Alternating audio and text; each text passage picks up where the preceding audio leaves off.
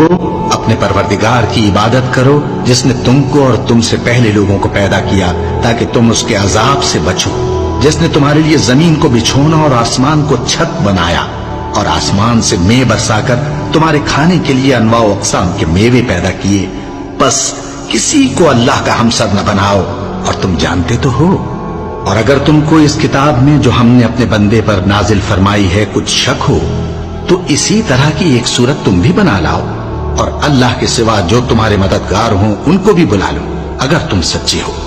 फिर अगर ऐसा न कर सको और हरगिज नहीं कर सकोगे, तो उस आग से डरो जिसका ईंधन आदमी और पत्थर होंगे और जो काफिरों के लिए तैयार की गई है।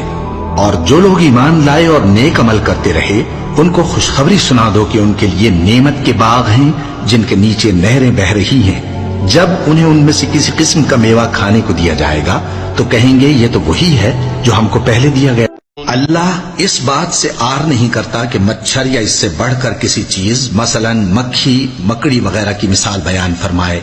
अब जो मोमिन हैं वो यकीन करते हैं कि वो उनके परवरदिगार की तरफ से सच है, और जो काफिर हैं वो कहते हैं कि इस मिसाल से अल्लाह की मुराद ही क्या है।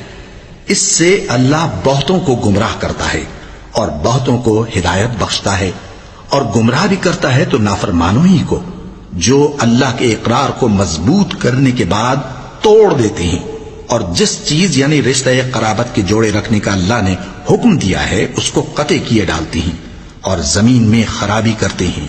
यही लोग नुकसान उठाने वाले हैं। काफिरों, तुम अल्लाह से क्यों कर मुनकिर हो सकते हो?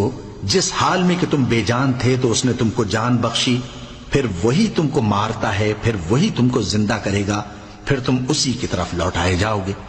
काफिरों, तुम अल्लाह से क्यों कर मुनकिर हो सकते हो? जिस हाल में कि तुम बेजान थे तो उसने तुमको जान बख्शी, फिर वही तुमको मारता है, फिर वही तुमको जिंदा करेगा, फिर तुम उसी की तरफ लौटाए जाओगे। वही तो है जिसने सब चीजें जो जमीन में हैं तुम्हारे लिए पैदा की, फिर आसमानों की तरफ मुतवज्जे हुआ तो उनको ठीक ठीक 7 आसमान बना दिया, और वो हर चीज से खबरदार है।